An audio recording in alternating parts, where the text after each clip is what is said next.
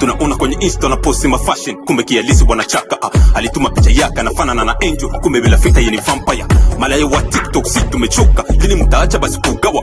Jesus come back soon, hana sikute na ewa. Asante sana mpendwa mtazamaji wa TBT Talent Bukavu TV channel, ambayo inakuwa ni ya kwako, ambayo unakuwa unapenda sana, inakuwa inakusaidia kukupa habari za wasanii, waigizaji, wachekeshaji, madansa, pia wale ambao wanafanya design, kitu kama kile pale. Kwa leo ni bonge la surprise sana kwa hizi habari ambazo tunakuja kuletea hapa. Lakini kabla tujiendelea hapa, leo ndio yako ya kwanza unakuwa unafuata hii channel, usikose kusubscribe, yani follow, pia weka bonyeza kwenye close notification ya kwako ili uendelee kwa kwanza kufuatilia vitu pia hizi habari. Intro yetu ya leo itakuwa inasema nini? Intro yetu ya leo inakuwa inatuleta kwa mwanamuziki ambaye anakuwa anakimbia mida hizi hapa, ambaye anakuwa ni wa Kivu, tuseme Swaswa Bukavu, ambaye anakuwa anahakikisha bendera ya kwake inaanza. Nafikiri mlisikia nyimbo ambayo ilionekana kuachia hapa juzi, siku zilizopita, ilikuwa ni remix ambayo ilikuwa inamkutanisha yeye na mtu mzima Le Boss Zigiri. Hadi tukisema Le Boss Zigiri tunakuwa namuona mtu mzima ambaye ni Rajul Malik, ambaye saizi anakuwa kwenye lebo ambayo inakuwa inamkutanisha yeye pia na Julike na mtu mwingine pale ambaye labda anatupita kwenye masikio.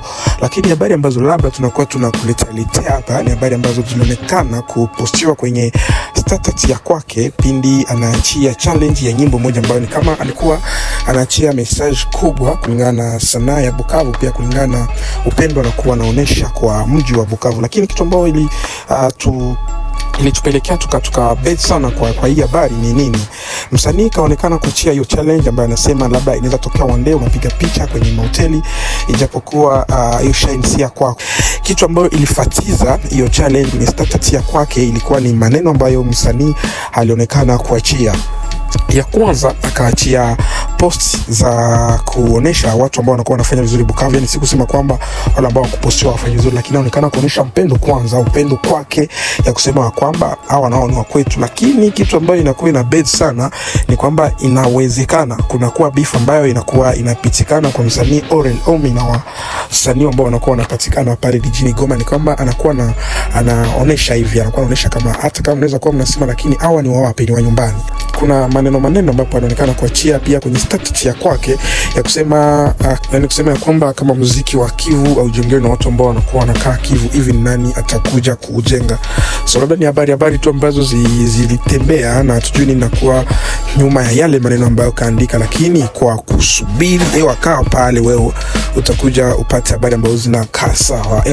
Ikiwa ndio yako ya kwanza kufuata hii channel, nimekuambia usikose subscribe, usikose follow, usikose like, na itakuwa ni bonga surprise. Lakini kama unakuwa ni mtu ambaye unakuwa unapendelea perfume nzuri, unakuwa unapendelea mafuta ambayo ni original, usikose pita kwenye kampuni kubwa, usikose pita kwenye boutique kubwa ambayo inakuwa inapatikana pale Nyawera, usikose pita kwenye kampuni kubwa ambayo inakuwa inapatikana pale Nyawera, ambayo ni Malkia Bi Cosmetic, miongoni mwa nyumba nzuri ambazo zinakuwa zinakupea mafuta mazuri, perfume nzuri, pia na lotion zingine nzuri kwa ajili ya uzuri wako. Kama kahula pata habari, tuna soon.